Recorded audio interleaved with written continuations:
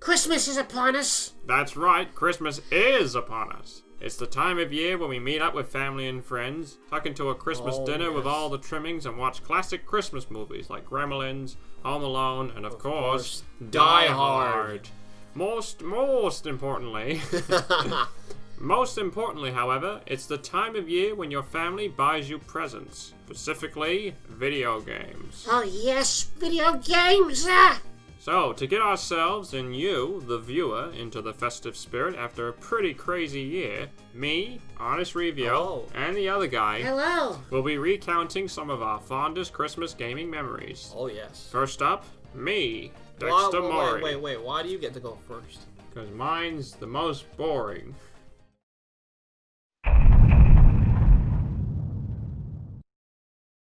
It was the Christmas of 2002, and I was a mere 8-year-old boy who was dead excited for the upcoming release of Star Fox Adventures. Who wasn't excited about Star Fox Adventures? A lot of people. Prior to this, I had never played an entry in the Star Fox series. What? You don't deserve this game then. However, after watching a trailer for this game, which came included on a GameCube promotional DVD, I knew I wanted to. The trailer for this game looked absolutely phenomenal. I mean, the graphics, the gameplay. To be honest, dinosaurs. And also, to be honest, the graphics actually still look great today. They rival the Xbox 360. Yeah, I mean, I know we're on like the PlayStation 5 now. Oh yeah, true. Yeah. But I still think Star Fox. I mean, Star Fox Adventures is a bit rough now, but it's still. Oh no. At the time, oh my god. Anyway, up to this point, my knowledge of Nintendo was fairly limited. I mean, yeah, I played some Mario and some Pokemon and some Donkey Kong, but that was about it. It was actually Super Smash Bros. Melee that opened my eyes to Nintendo's larger roster of characters. And when I saw Fox blast people in Smash Bros., I knew I wanted to play his furry ass and beat up dinosaurs. As a result, Star Fox Adventures was at the top of my Christmas list. This is. Oh yeah, mine. sorry, this is yours. Sorry. As a result, Star Fox Adventures was at the top of my Christmas list to Santa Claus. Santa Claus. So come Christmas Eve, HonestReviewo comes around for a sleepover, and we go to bed.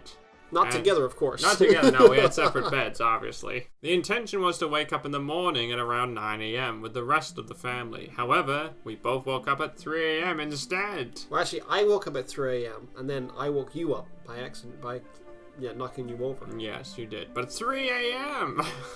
And then we saw them, our presents in our stockings. And one of them was Harry Potter and the Chamber of Secrets for the PlayStation 2.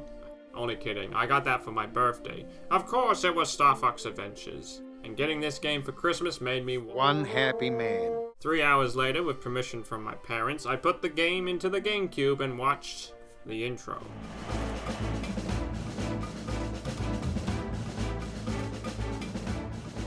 Again, it just looked phenomenal, and I was so ready to play this game. And then I created a new save file and I started the game. I read the opening text, Crystal shows up and she starts talking, and then I got scared. And I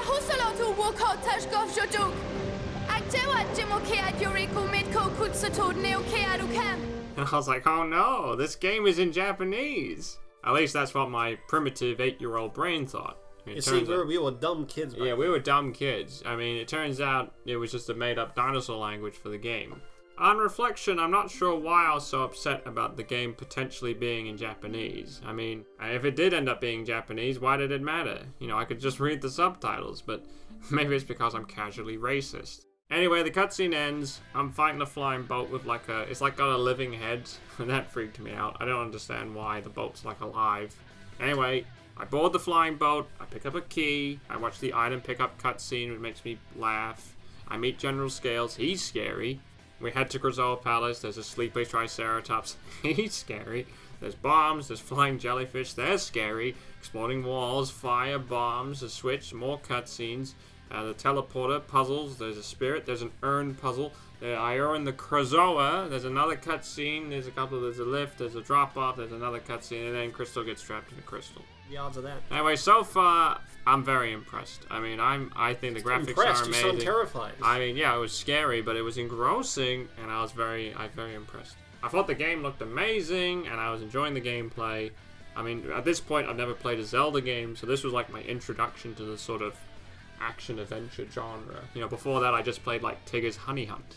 Oh, I remember that when you played this game, you criticized Zelda for being a ripoff of this. Like I said, stupid 8-year-old kid.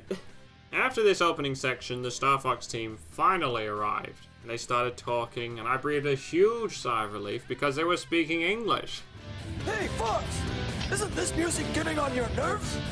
I'm trying to work on my maps. Okay, old-timer. Turn it down, Slippy.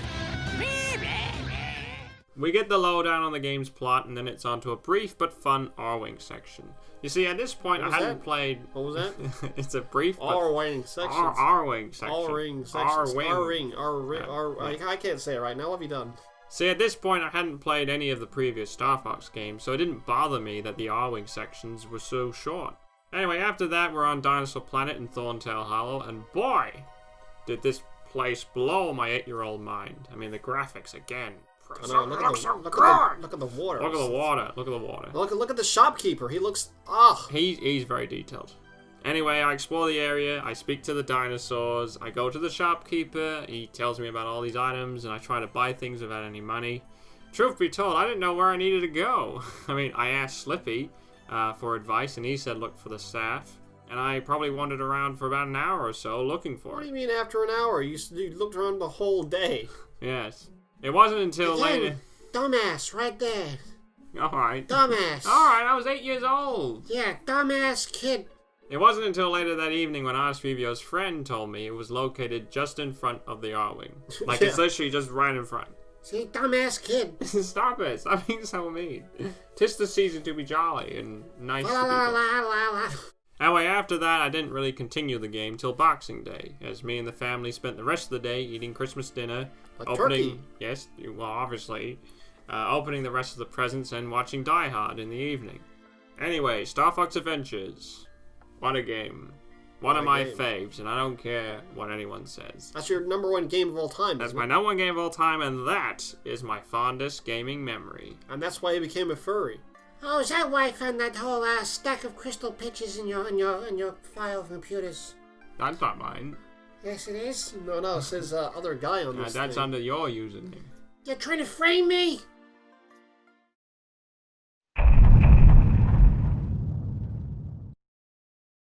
Oh, for me, that's a tough decision what I can talk about.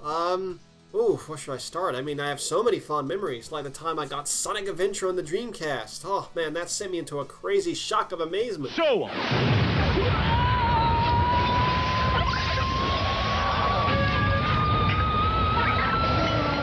Sonic Adventure, yes.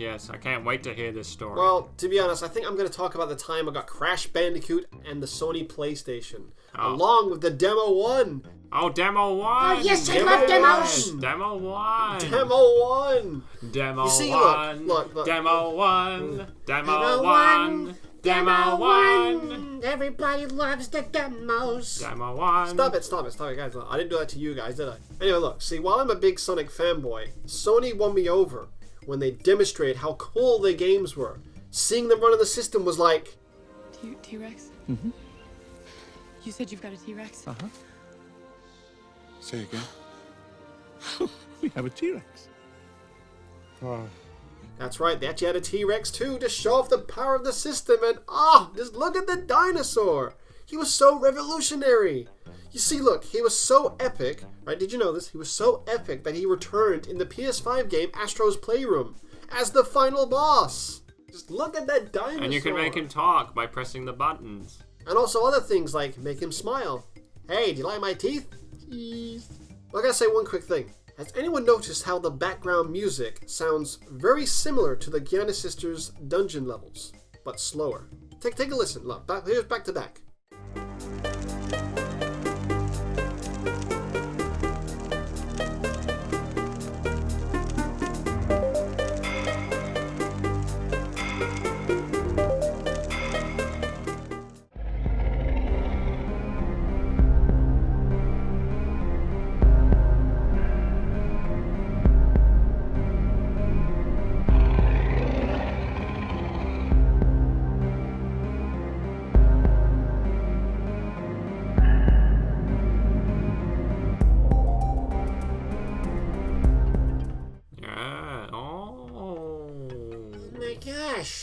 very true. So, did Chris Helsbeck compose the dinosaur thing?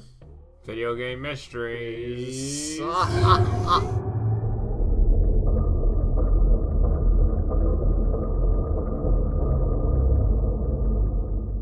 Hi, welcome to a new episode of Video Game Mysteries. Today, we're going to look at the tune from the dinosaur demo to see if it's actually the same tune as the Giana Sisters dungeon level, but slower.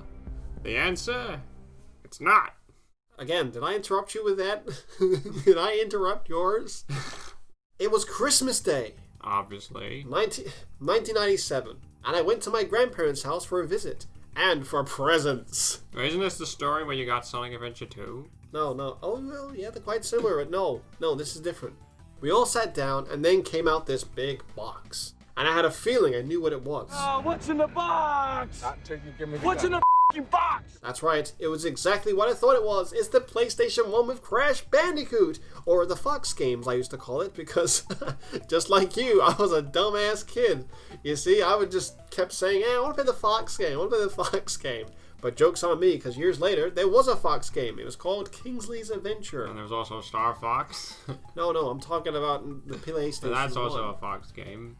And I guess you can classify Sonic the Hedgehog because there's a fox in it. Well, that's totally different. I mean, yeah, that's true. There's a Fox in Sonic. No, but it's totally different. It's like Sonic the Hedgehog game. Because Crash is a Bandicoot. What? That's why it's different.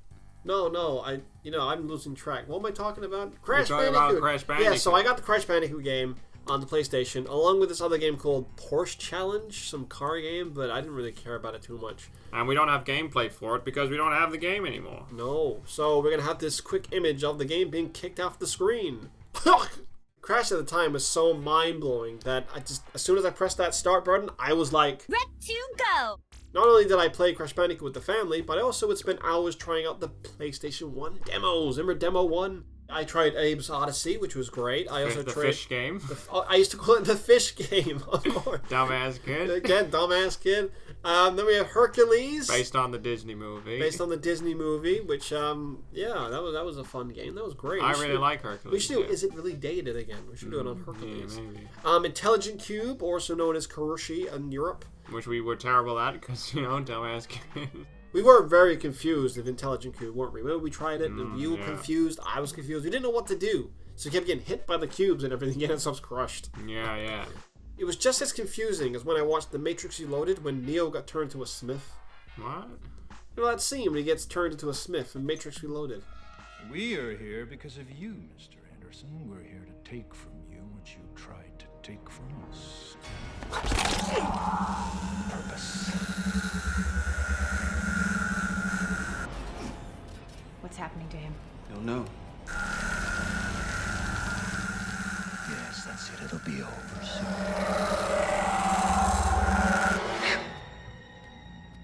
Overall, I would say getting the PS1 is one of my gaming Christmas highlights. It brought us all together, unlike the consoles of today, and yeah, it was magical. I mean, even you loved it. Yes, I did. Anyway, wrap your story up. I don't know how to wrap it up. Well, say something like, that That's was why- my fondest gaming memory. Yeah, That end it was, like that. I did. Do that again.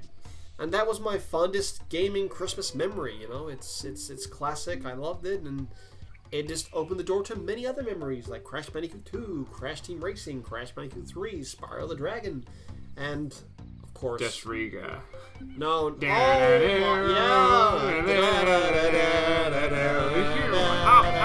course, we just had the... yeah, they were good times. They were really good times. And Frogger, remember Frogger? Now you buy a PS5, and everything you buy on PS5 is also available for PS4. So, Wait look, for Ratchet and Clank. Bug Snacks. Oh look, Sackboy Adventure. Oh look, I can get on the PS4. What's the difference? Fast loading times? Sorry, I buy a console for next-gen games. Yeah, and also, there already has been a console with no loading times. It's called the Nintendo 64. Anyway, let's not start poking holes. No, of course. I mean, we're Let's still... talk to the other guy. Because we're still waiting for good stuff for the PS5. Other guy. I mean, I'm looking forward to Ratchet and Clank, people. That's what I'm waiting for. I'm waiting for Ratchet and Clank, just like I did with the PS4. I waited for Ratchet and Clank, then I got the console. Anyway, the other guy. Your turn. Oh gosh, what should I talk about? I haven't had many Christmases, so What do you mean you haven't had many Christmases? What do you mean by that? well, let me explain.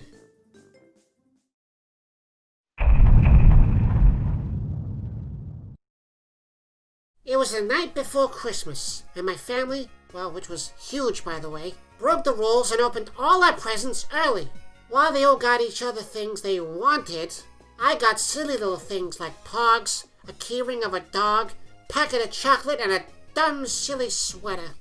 Wait, they got things they wanted, and you got things you didn't want? No, I gave them a list, but they just teared it up in front of me. I'm sorry, that's really sad. Yeah, do you mind? Sorry, Did I laugh on yours? No, I'm gonna keep quiet. But then, my night improved when Santa came that night and got me Barbie and the Magical Genie game.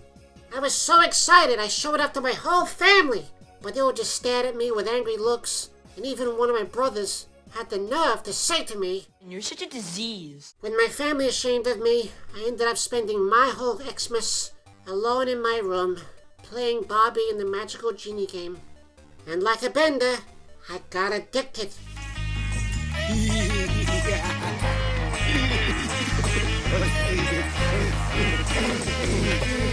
But that time alone didn't last long. You see, my cousins were so ashamed, they picked me up and threw me through the downstairs window. Well, didn't they care about the window being smashed? Don't they care about that sun being thrown from a window, though? Well, that too, yeah. I mean, come on. I mean, didn't they stop laughing? I'm sorry, it's sort of funny, but really tragic. Well, no, because my father was planning to break that window down anyway, so he was going to replace it with a new one. I then got told by my parents to leave home unless I threw the game away.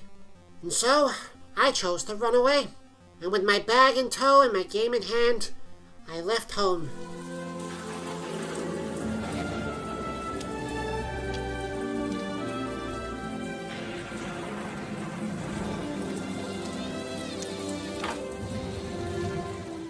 And I explored the unknown world for a couple of years. And that was my Christmas magical moment. Other guy, when I asked you to, give us a fond Christmas memory, I didn't expect it to involve you being thrown through the friggin' window! Here's my question, though, to your story. We know Santa's not real, yet someone got you the Barbie game, so I want to know who got you the Barbie game. We'll never know. We'll never know, I guess not. Anyway, that's our video. Merry Christmas. We hope you have a lovely, Lovely Christmas. Just so you know, obviously, in the new year, we'll be having a complete history of Sucker Punch, which I'm going to start scripting very soon. And I got an interesting video I want to do for February. Yes? I want to do Is Mario a spin-off franchise of Donkey Kong?